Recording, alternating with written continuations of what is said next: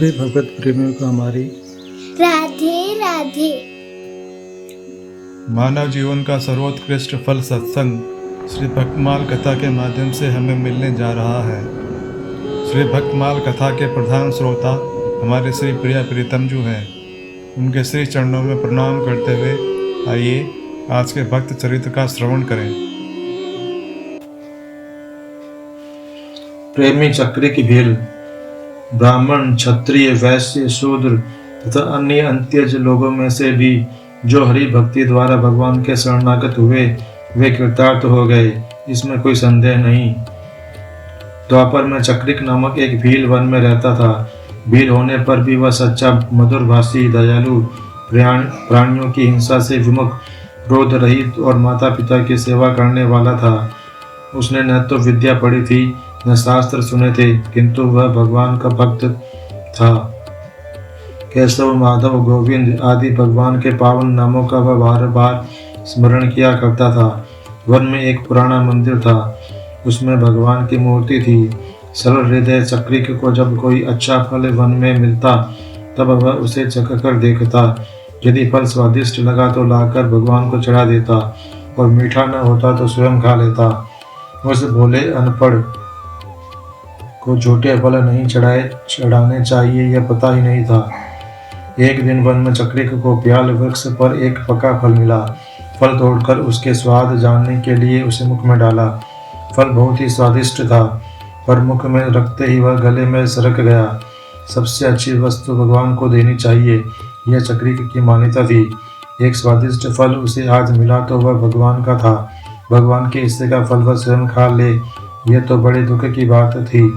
दाहिने हाथ से अपना गला उसने दबाया जिससे फल पेट में न चला जाए। मुख में अंगुली डालकर वमन किया, पर फल निकला नहीं। चक्रिक का सरल हृदय भगवान को देने योग्य फल स्वयं खा लेने पर किसी प्रकार प्रस्तुत नहीं था। वह भगवान की मूर्ति के पास गया और कुल्हाड़ी से गला काटकर उसने फल निकालकर भगवान को अर्पण कर दिया। इतना करके पीड़ा के कारण वह गिर पड़ा। सरल भक्त की निष्ठा से सर्वेश्वर जगन्नाथ रीझ गए। वे श्री हरि चतुर्भुज से वही प्रकट हो गए और मन ही मन कहने लगे, इस भक्तिमान भील ने जैसा सात्विक कर्म किया है, मेरे पास ऐसी कौन सी वस्तु है जिसे देकर मैं इसके ऋण से छूट सकूं। ब्रह्मा का पद, शिव का पद या विष्णु का पद भी दे दूं तो भी इस भक्त के ऋण से मैं मुक्त नहीं हो सकता। फिर भगवत वत्सल प्रेमाधीन प्रभु ने चक्रिक के मस्तक पर अपना अभय कर कमल रख दिया। भगवान के कर स्पर्श पाते ही चक्रिक का घाव मिट गया, उसकी पीड़ा चली गई। वह तत्काल स्वस्थ होकर उठ बैठा। देवादिदेव नारायण ने अपने पीताम्बर से उसके शरीर की धूली इस प्रकार झाड़ी जैसे पिता पुत्र के शरीर की धूली झाड़ता है। भगवान को सामने देख चक्रिक ने गदगद होकर दोनों हाथ जोड़कर सरल भाव से स्तुति की। केशव, गोविंद, जगदीश, मैं मूर्ख भील हूँ, मुझे आपकी प्रार्थना करने नहीं आती, इसलिए मुझे क्षमा करो। मेरे स्वामी, मुझ पर प्रसन्न हो जाओ। आपकी पूजा छोड़कर जो लोग दूसरे की पूजा करते हैं वे महामूर्ख हैं। भगवान ने वरदान मांगने को कहा। चक्रिक ने कहा, कृपा में जब मैंने आपके दर्शन कर लिए तब अब और क्या पाना रह गया। मुझे तो कोई वरदान चाहिए ही नहीं, बस मेरा चित्त निरंतर आप में ही लगा रहे, ऐसा कर दो। भगवान उस भील को भक्ति का वरदान देकर अंतर्धान हो गए।